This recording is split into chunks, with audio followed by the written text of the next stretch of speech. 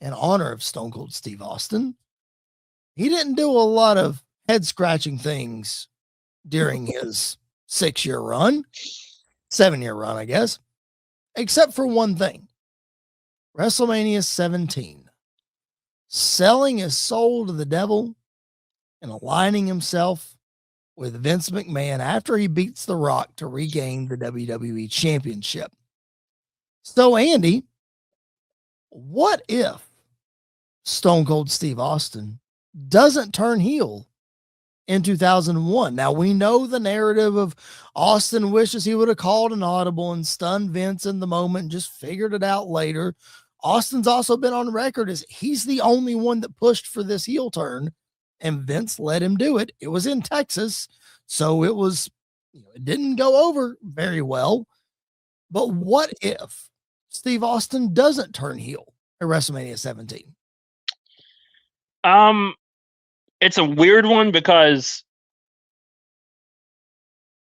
I don't know if I would say it didn't work, because it had its moments. Like, it had its moments. Yes, it did. This is probably, like, during this run is probably the funniest Austin ever was. Like, the stuff with Angle, him actively trying to break Undertaker multiple times backstage. Yep. Just him and Vince, like, their comedy stuff together was great. So, like, I think it was a very different side of Austin.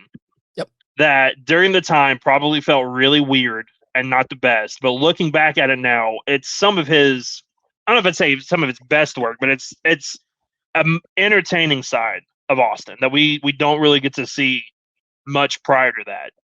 I think if he doesn't turn heel, it's just the standard quo. It's just Austin being Austin.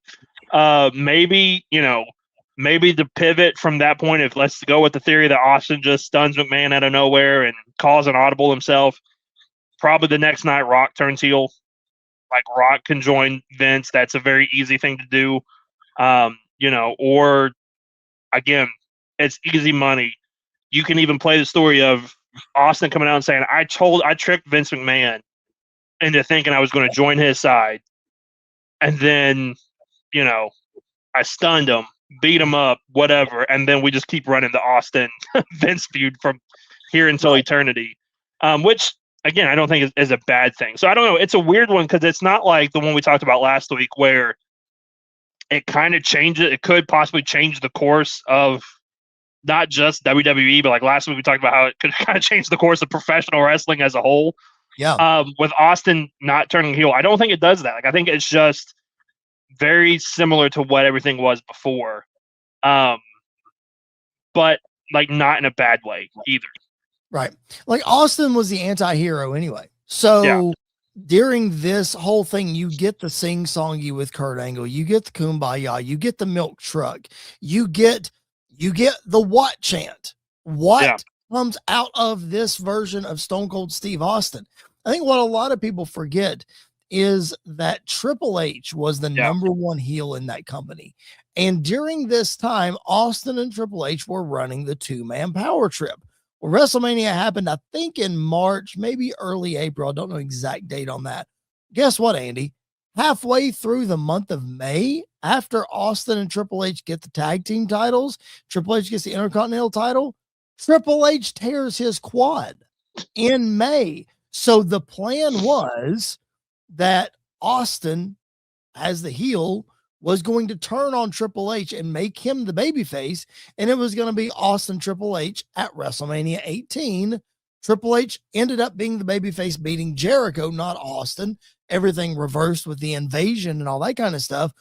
So, Andy, not only was this heel turn from the biggest babyface of all time, but then the plan that they were going to see through the rest of the year goes down the toilet because Triple H gets hurt as well.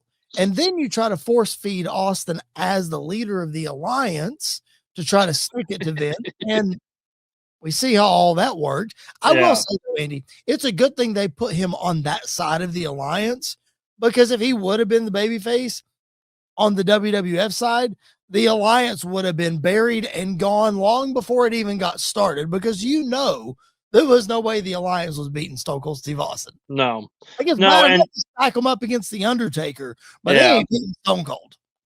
We need to do an episode on the Invasion and just talk about it as a whole, because they're like, if an invasion's going to work, you got to have top guys. And I love Booker T. I think Booker T's a great wrestler. I think he is an absolute Hall of Famer. I think he was a shining spot of a dying WCW going down quickly. He's not the face of WCW that should be jumping ship. Because after Invasion's kind of over, isn't it like soon after that Flair shows up and Goldberg's there? The invasion, the end of the invasion happens in November of 01. Like Survivor Series is the match. And then Flair shows up at the end of November, and then in February the NWO shows up. So if we would have waited, waited, I mean, could you imagine if we look, because again, we're on a completely different tangent, even though it kind of relates to all of this. Right. Then I think if Austin's the babyface of WWF going up against the NWO, Ric Flair, Booker T, I don't remember when Goldberg comes in. DDP. Goldberg was 03, so he was. So it's still a little while. Yep. But if we just waited a little while, then that is a much bigger invasion story angle than what we got. So I think that would have been a whole lot better. And then I think the Austin heel turn, I think, would be looked at in a completely different light. Yep. More so because then you're looking at it going, why is he he should be the forefront guy going against WCW? But again, I don't know. It's a weird thing, but it's not a thing in WrestleMania history that I think was world altering when it comes to professional wrestling. It could have been, but I think everything that happened kind of watered it down and made it to where it was, just a different side of Austin. Yep.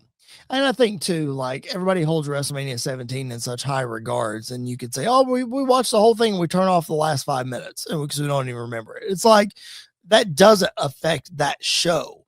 Yeah. So again, yes, it's a head scratcher, but we, like you laid out, we got so many great Austin moments out of it. I'm like I said last week with CM Punk leaving in 2014.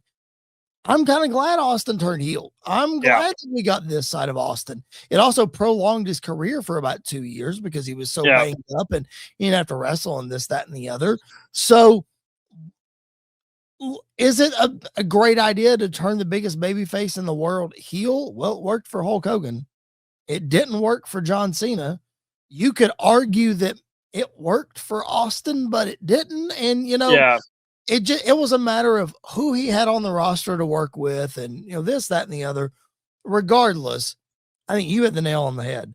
If he doesn't turn heel, if he's a babyface, I mean, he's just Steve Austin. He's exactly what he was.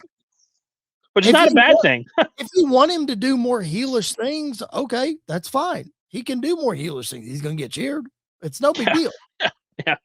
Yeah. So that's the thing. The biggest. It doesn't matter what he does. Yeah, it doesn't matter what he does. The biggest WrestleMania what if? What if Austin doesn't turn heel? Well, it's Austin. It's Austin. It's Austin. He just does what he does. Yeah. So, 316 day.